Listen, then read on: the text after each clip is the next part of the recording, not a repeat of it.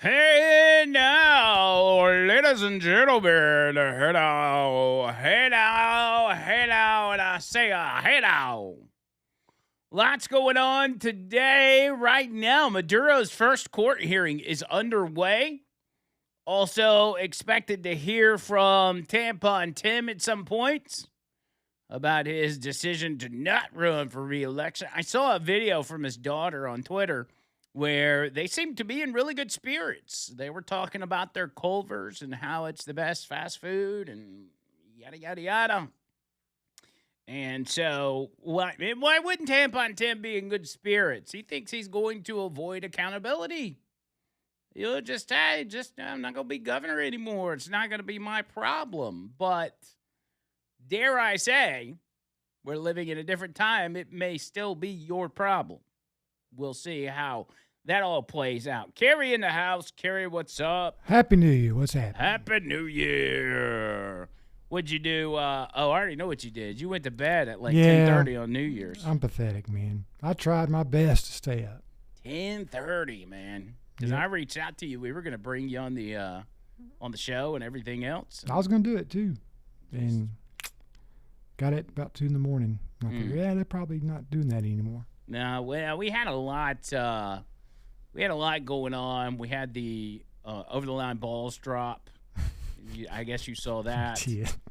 And it worked out pretty good. I think it did.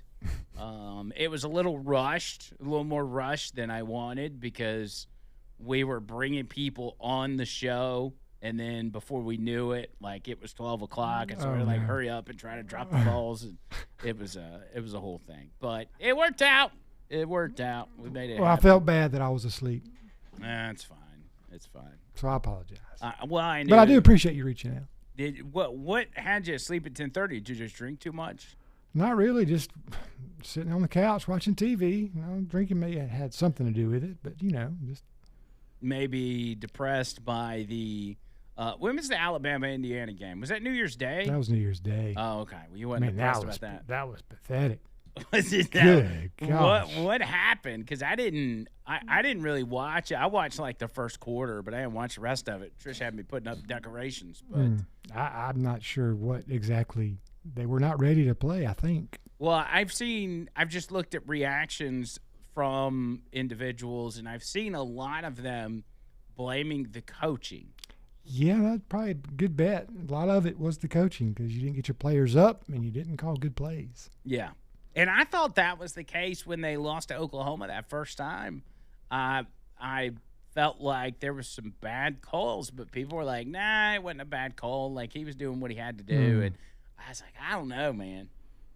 It's going to be a big year in Alabama because year 3 is going to be huge. And is Ty Simpson leaving the team? I would strongly doubt that. You don't think so? I thought I saw some rumors about a transfer portal deal for him. He would either go to the NFL or stay at Alabama.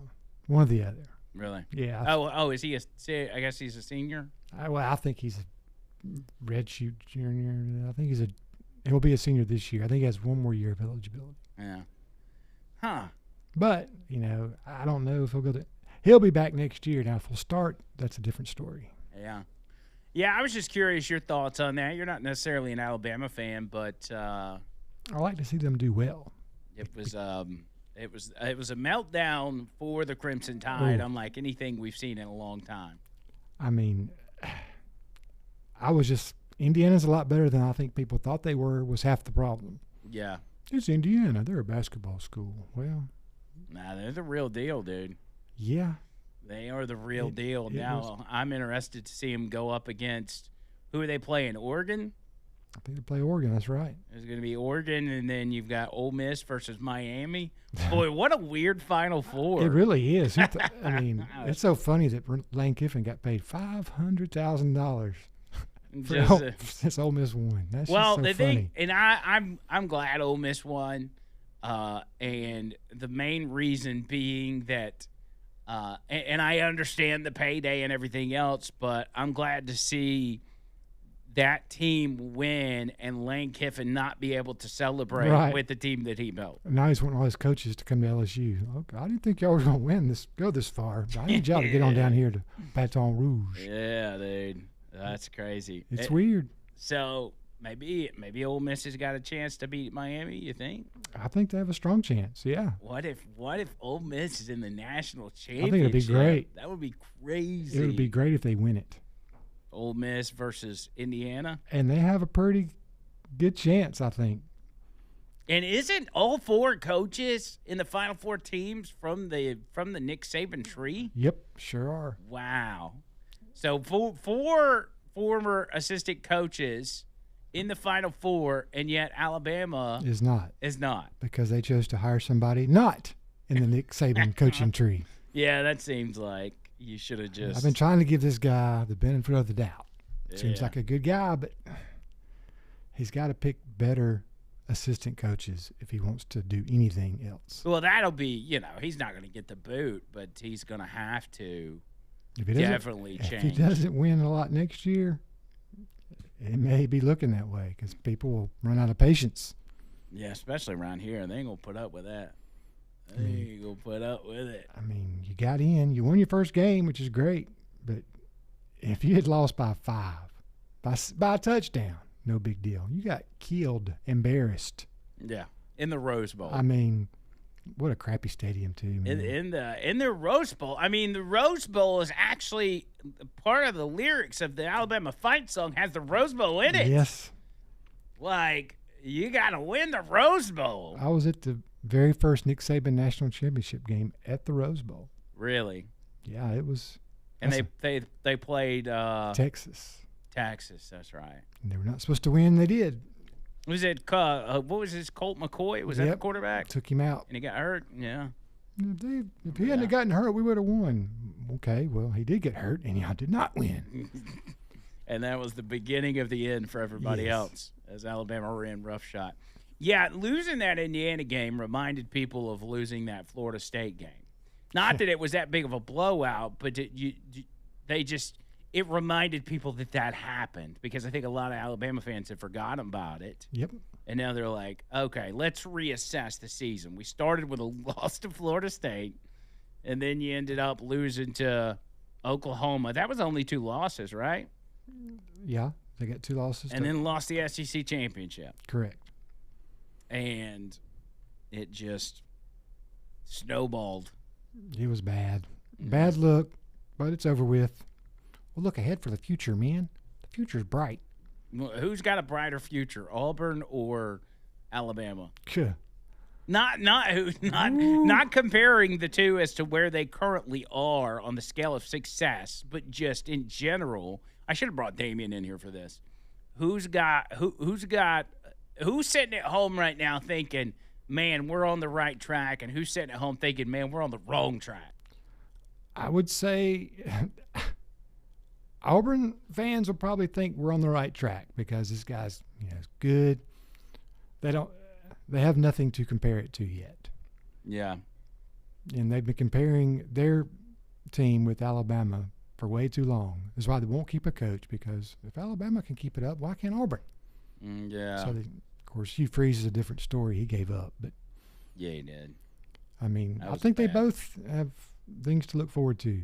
Well, we'll and see. I would imagine a lot of people want to see a different quarterback at Alabama. I just do. Who's their backup? Do you know? Oh, man, I don't even know. Nobody knows. After this transfer portal, I don't know. The transfer portal's got to be cut out. One transfer per player. After that, you get penalized. You got to sit out a year. I mean, the list of people that left, I saw it earlier, didn't memorize the names, but it was a long list of receivers, and it's bad. Tennessee's kicker Max Gilbert entered the transfer portal right after we lost that bowl game. Are you good? Are you okay? Yes, I'm glad. I'm very glad. What an awful kicker he was. Poor guy. And granted, he hits most of them. He hits most of his kicks, but the ones that were the most important are the ones he missed. So, gotta go. It's kind of like your job. And he looks like he's 12.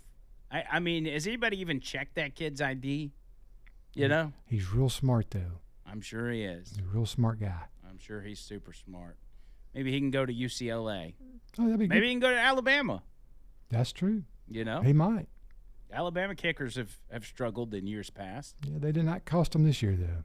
No, there was everybody else. Everybody else but him. He missed a few, though. Yeah. Anyway, I was just curious your thoughts on that because I hadn't really talked about any football today. It's So this weekend we'll get the final 2 games before the championship. Is that this weekend? the 8th. I think so, yeah. Yeah.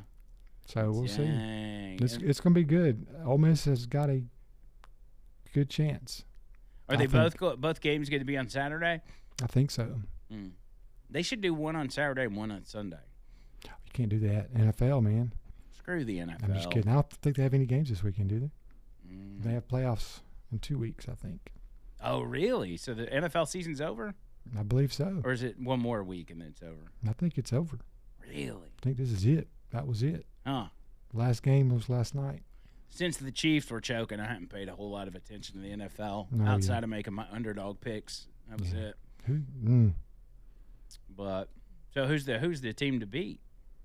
I would say Seattle or Seattle, really? Seattle or Denver, probably. Yeah. Really? They look the strongest. Bo Nix. Yeah. Yeah. He that shows you how bad the Auburn coaching was. Yeah, they had Bo Nix. Because they had Bo Nix and they just let him go. Yeah, that's pretty bad. All right, 205-545-9950. Maduro has officially pled not guilty to drug and weapons charges. The indictment that he's had placed on him. Maduro says, I am innocent. I am not guilty. I am a decent man. He says, I am still president of my country. These are words apparently coming from him out of the courtroom.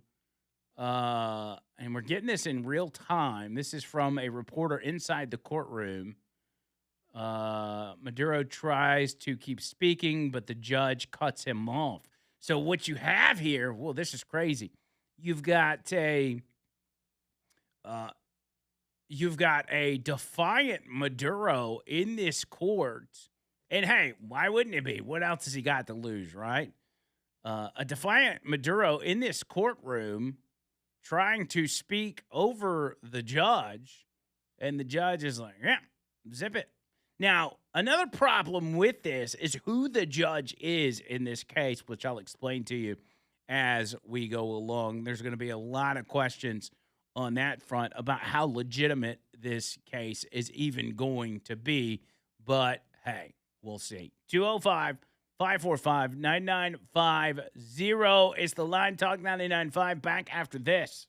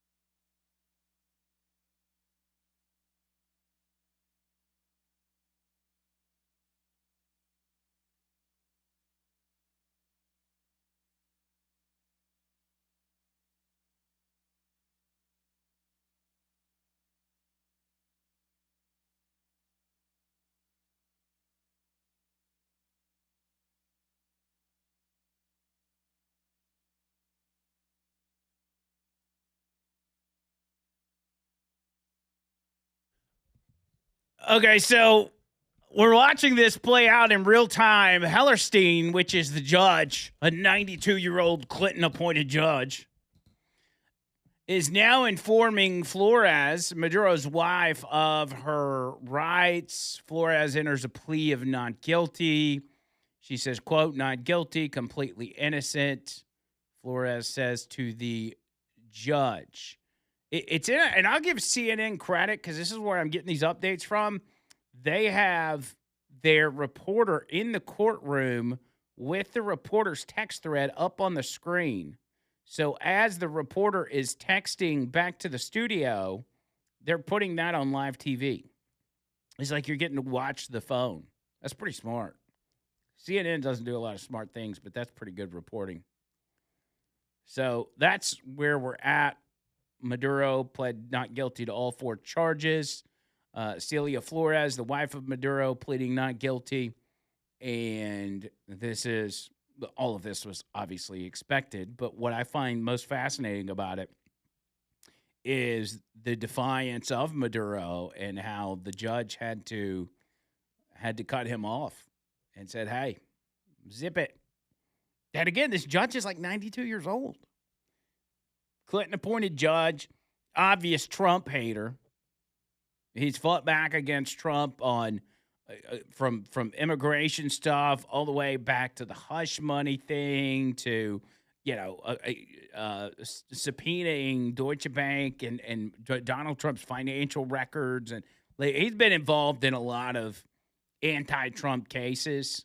So I'm kind of skeptical as to how that's going to play out. But we'll see as we go along. But I want to go back to, as we wait for more information on this, the larger look at what is at play with international politics when it comes to Maduro's arrest. One thing is we kind of started our day off today with Mike Waltz at the UN speaking on behalf of the U.S. as he's the UN ambassador and saying that the U.S., the arrest of Maduro was exactly what needed to be done, not just for the betterment of the U.S. or the Venezuelan people, but for the rest of the world, as Venezuela had become a partner in destabilizing the world order in the sense of teaming up with China and Russia and everything else. He laid all that out, did a phenomenal job, and basically got in there, because you can imagine how the UN's reacting to this. They're like, oh, Maduro, he's a good guy. You don't mess with Maduro. He basically gave him the middle finger and said, no, that ain't how this works. And Marco Rubio, who's also on an international trip, he was speaking at a press conference, and he was asked about the UN's comments saying that Maduro is not a bad guy and he should not have been arrested.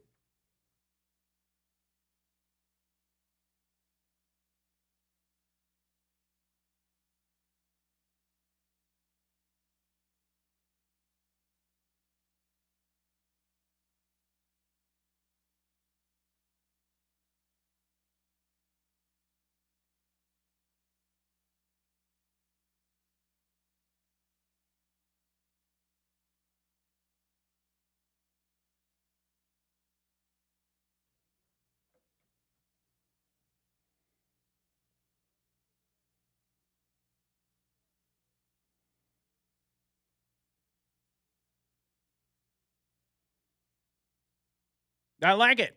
I don't care what the UN thinks either. Doesn't matter. And whether it's the UN or it's the leftists in this country, for a group of people that were so adamant about justice and bringing people to justice, and in particular bringing Donald Trump to justice, and whatever the court system said was the truth, that Donald Trump was convicted on 34 felony counts and everything. It was not to be questioned what the court did. Now all of a sudden are saying to themselves, well, the court is wrong on Nicolas Maduro. Because this is not a Trump prosecuting Maduro. This is not Trump apprehending or arresting Maduro just because he's a bad guy. He's got charges. just like anybody else that would have charges internationally or domestically. You're going to get hemmed up to face those charges in court. So it doesn't matter what you think about them. The judge, Hellerstein, is now telling prosecutors to disclose normal discovery in the case to the defense attorneys. Okay, so we're just going through procedural stuff in the courtroom. Maduro appears enraged, is writing constantly on a pad. Consular consultation will be scheduled. Again, I go back to this because I'm finding this fascinating. It's all happening in real time in this Manhattan federal court in New York City. Maduro is very hostile in this courtroom, which you would expect a dictator to be, right? As I mentioned last hour, you think about the psyche and just human nature of going from the position Maduro was in and running the show, running the cartels, running the military, and being able to, do what he pleases, to now being confined. He's an animal in a cage. So of course he's going to be angry. Angry at the US. He hates the US, obviously. He hates the US justice system. He hates the politicians. He hates the people. So it makes sense that he's enraged, but it's it's crazy to watch. But back to Marco and the sense of the UN and their comments earlier this morning. The Trump administration feels the exact same way that Marco does. And they've made that clear to the UN before.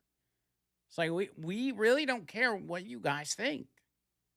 Like, we're doing what's best for not just the U.S., but for the hemisphere. And Maduro being brought to justice on charges, on indictments that were made in the Southern District of New York.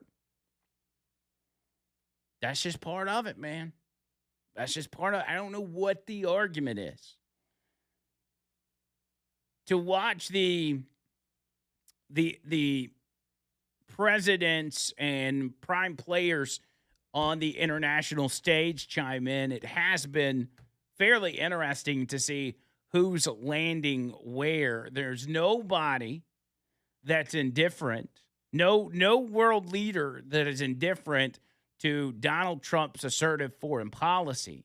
Everybody's got an opinion. I saw Argentina's president, Javier Milei. He got up, gave a big speech. One of the quotes was, "Freedom advances, long live freedom, damn it." You had, who else? The president of Ecuador stating that the time comes for every narco-terrorist criminal. You had the president-elect of Chile called Maduro's detention great news for the region. The president of Paraguay described Maduro's fall as, quote, only good news. President Bukele of El Salvador mocked critics of the arrest, accusing them of defending thugs, and even posted a video of Maduro saying that Bukele himself would be destroyed and would wither away. So he's getting the last laugh. President of Panama affirmed that respect for popular will would prevail over persecution. Opposition leader of Canada, Pierre Poilievre, or however you pronounce his name, congratulating Trump. But then, on the other side, there's many more that are unhappy.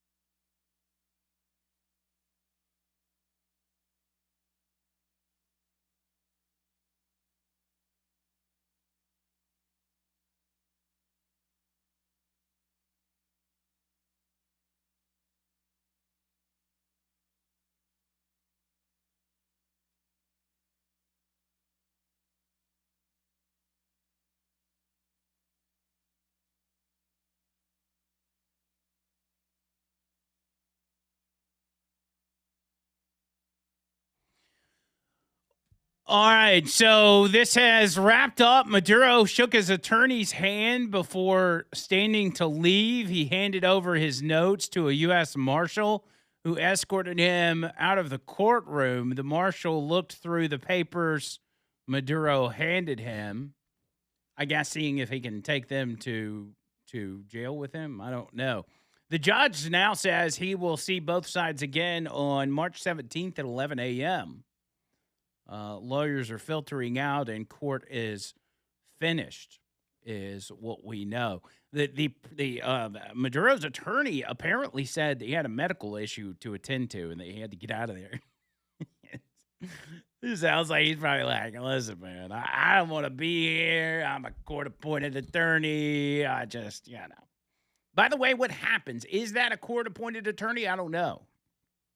I think it is. What happens when you are extradited from another country? You get here, and in mere hours, you've got a court appearance. You probably haven't had time to hire yourself an attorney. I don't know if he can hire anybody. He didn't have any money, right? I guess not. All right, so I guess we will possibly be seeing individuals coming out of the courtroom soon that will give us, maybe a few words to the press, maybe not. I don't know. I don't know if there's anybody of great importance in there. It would be nice to hear from Maduro's attorney. Maduro's wife's counsel says her ribs were bruised during the capture. So is that what they're saying with the medical emergency that's got to be tended to? I'm sure that has to do with it, yeah. Yeah. I'd come up with something, too, if I was him. Oh, I don't feel good. Oh, my ribs. My ribs hurt. Oh, they roughed me up. My ribs. All right. They'll get some flack for it. It looks like people are now coming out of the building. Again, I don't know that we're going to get anything out of this, but this is all just stuff that we're getting in real time. Maduro and his wife left the courtroom, both dressed in the same prison garb, dark scrub tops and khaki pants. Amazing sight. And obviously we're probably not going to get any pictures out of there, but it would be nice to see that because it's such a fascinating scene. The defense attorneys are huddled with the prosecution team in the courtroom. Okay, so there's still stuff going on.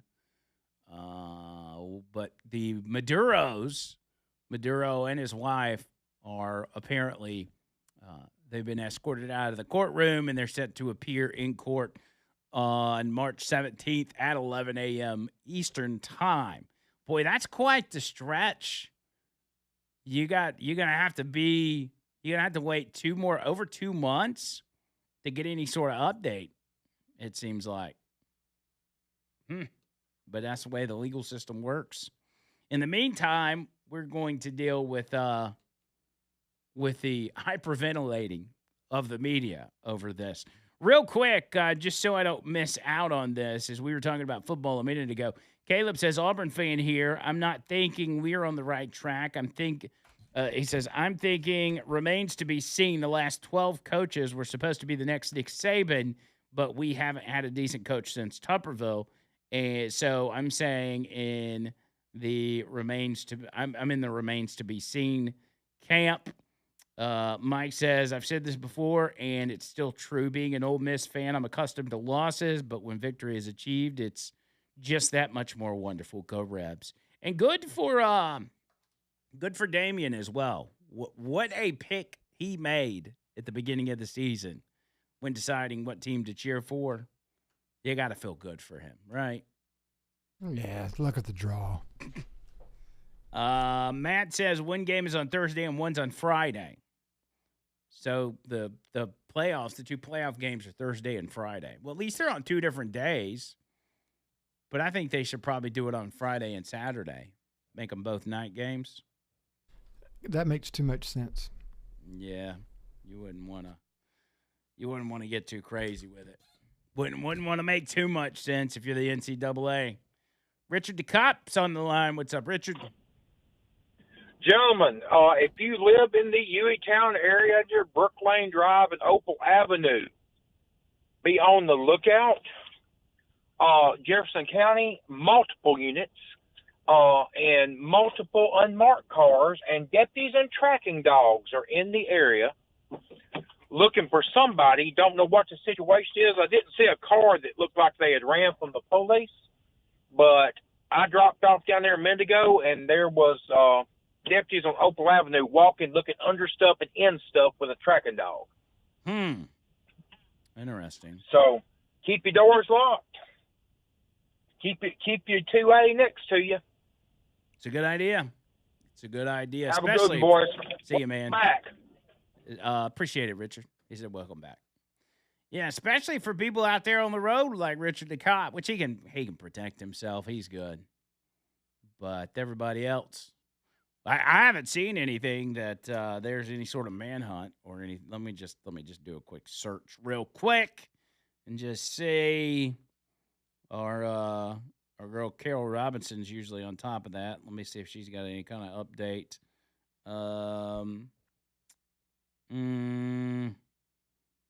No, I don't see anything as of yet, but that'll play out. Just if you're in those areas, be careful. Yeah, Maduro's attorney says he has medical issues he's got to tend to. So it was Maduro's attorney that had the medical issue. But Maduro pleads not guilty, does not seek bail. Also is an update out of there. Yeah, I don't think you even need to waste your time trying to get bail. Like, because when it comes to bail, what do they ask? The questions they ask: is he a flight risk? Well, yeah, probably. I would dare say if anybody was going to leave the country if you let him out, it's probably Maduro. Because he would fly to Iran or, Russia or whatever. He'd want to get out of Dodge, man. Get out of Dodge. But it just wasn't that smart. I listed off some of the leaders that were praising the move by the Trump administration, such as Javier Milei, the president of Ecuador. You had the president-elect of Chile, Jose Cast. He supports it. President of Paraguay, Santiago Peña. He says it's only good news. Nayib Bukele, president of El Salvador, mocked the critics for mocked the critics of the arrest, accusing them of defending thugs. You had the president of Panama praising the move. Pierre Poilievre. I don't know how to pronounce his name. He's an all right dude. Sometimes he's a little squishy, but that just comes with the territory of being a Canadian politician. But he's known as kind of the conservative politician or, top conservative guy there in Canada. He congratulated Trump on successfully arresting narco-terrorist and socialist dictator Nicolas Maduro, who should live out his days in prison. The legitimate winner of the most recent Venezuela elections, Edmundo Gonzalez, should take office along with the courageous hero and voice of the Venezuelan people, Maria Corina Machado, which you remember Machado had recently won the Nobel Peace Prize. But of course, the socialist plague still infects many countries in the region. So there are leaders that are criticizing the arrest of Maduro, and the leaders of those countries consist of Lula da Silva, which is the president of Brazil, who a guy, by the way, that allegedly stole that election as well from Bolsonaro. If you recall that election, there was a lot of questions about that. There was even a big riot. There was like a little mini January 6th at their Supreme Court. And what these communists do, what these socialists do, is they get into power and then they change the Constitution, they change the layout of the Supreme Court, and it ensures that they cannot be kicked out of office. You saw that in Venezuela. You've seen it in Brazil. And so, of course, this guy is on the side of Nicolas Maduro. He said the bombings on Venezuelan territory and the capture of its president cross an unacceptable line. These acts represent a most serious affront to Venezuela's sovereignty and yet another extremely dangerous precedent for the entire international community. Attacking countries in flagrant violation of international law is the first step toward a world of violence, chaos, and instability where the law of the strongest prevails over multilateralism. The condemnation of the use of force is consistent with the position that Brazil has always adopted in recent situations in other countries and regions, blah, blah, blah, blah, blah. You had the president of Mexico, Claudia Sheinbaum, running her mouth, invoking the UN Charter against the use of force. We don't care what you think. Gustavo Petro, president of Colombia, who's really been running his mouth, he's yapping and yapping and yapping. Leader of Cuba, strongly condemning the U.S. military aggression as a violation of sovereignty. Blah, blah, blah. Nobody cares.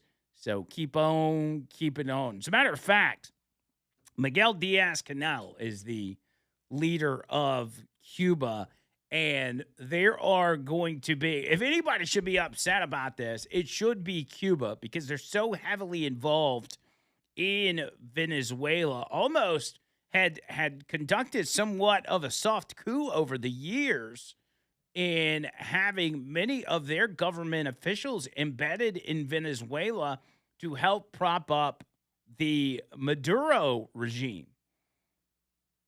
As far as the leader of Cuba, he's already been put on notice even before this.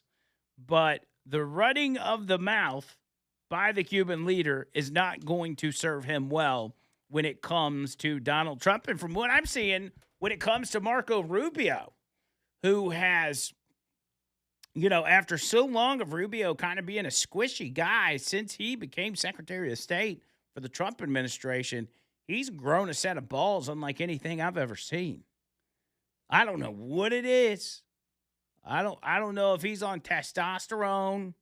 I don't know if he's, hot. I don't know if he went and visited Alabama Men's Clinic or what, but this dude is straight hyped up. As a matter of fact, they were in Mar-a-Lago after making their first public comments after the capture of Maduro. It was both Trump, Marco Rubio, and Pete Hegseth were all there, and Trump was asked about the Cuban leader and the comments that he had made.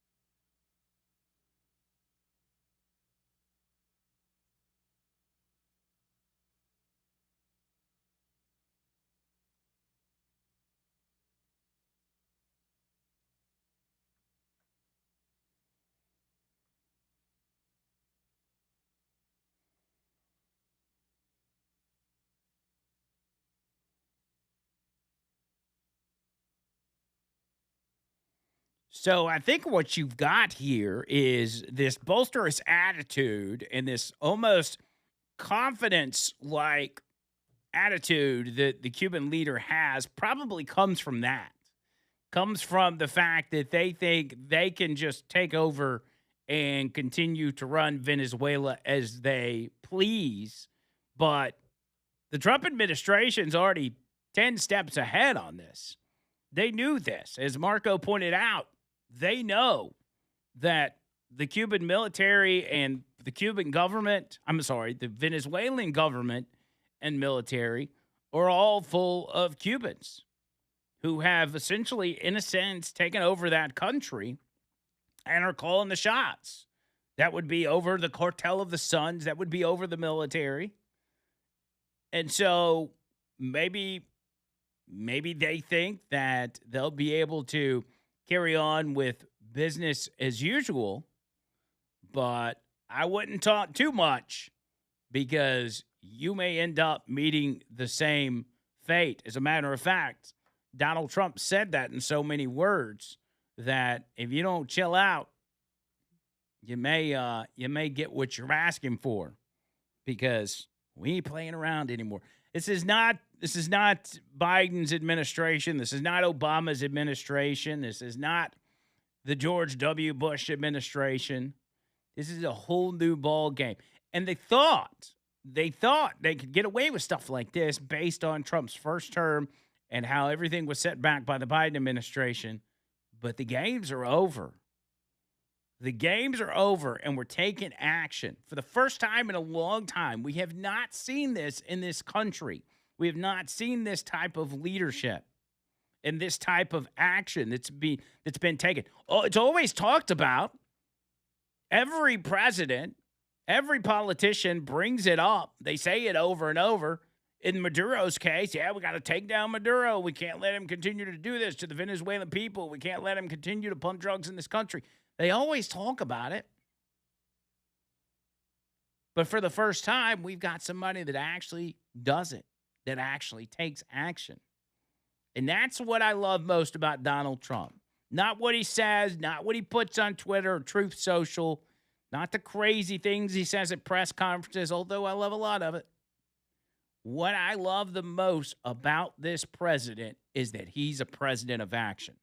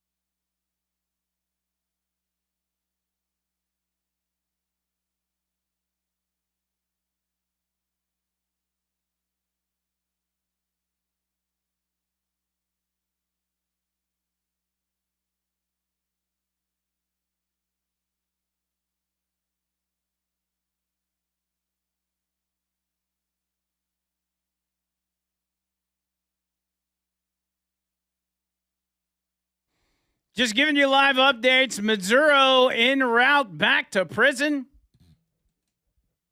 after court. So here we go. March 17th, again, that's going to be when they're back in court at 11 a.m. Eastern time. And we'll watch it play out. That won't be the last we hear of this. This is going to be the fact that the Maduro thing's fascinating, like the Maduro himself being in court and going back to prison and all that kind of stuff. But the international effects that this has is what's going to be fun to watch. Also, we got to make sure Maduro doesn't Epstein himself. That'd be a good thing if we could avoid that. Boomer's on the line. Boomer, what's up? Wow, yeah, man, this move on Maduro has really shook some knees across the world, dude. Denmark speaking up about Greenland. China saying they're going to make a move on Russia and take back their property that Russia so proudly took back when they were CCP. And then China says there'll be repercussions for this move on Maduro, you know, in Venezuela itself, because, you know, they were getting a lot of their oil. They were shipping oil to China, even though China doesn't need no oil. That's who was buying their oil. Right. All these communist countries, Russia, you know, South Africa, all these, you know, what I would say non-UN countries were sitting here buying up this oil, and that's why we had to put a stop to it. You know, I mean, you don't sit there and feed your enemy unless you just fatten them up, you know. Right. So, I mean, and this move has totally shook the world. Every nation, even Australia is going to be everybody in the world is going to be affected by this. Not only just because of the drugs, but because of it releases a foothold that they were trying to make over here, that the Eastern hemisphere was trying to put a foothold over here in our Western hemisphere, and it's not right. We have a right to police our own hemisphere and keep our neighbors safe. Yeah, this is much different than dabbling in Ukraine or with, you know, surrounding European countries or whatever. This is our part of the world, and these countries that have been hostile to us for a long time, we're trying to dabble in the closest countries to us in order to get an advantage over us, and we just can't allow that to happen. And plus, you put into to view the negotiations going on with places like China, with Russia and Ukraine. Trump is in the business of giving himself as much leverage as possible when it comes to negotiations, in particular with Russia and Ukraine peace negotiations, and pushing those two individuals to come to an agreement. This gives him a large step in that direction to absolutely to help get that done. He is holding the baseball bat to the robber's head. You know, I mean, that's what it is. I mean, he's totally stood up and said, "I'm not going to be a bully, but I'm not going to be bullied either." Yeah, you're right.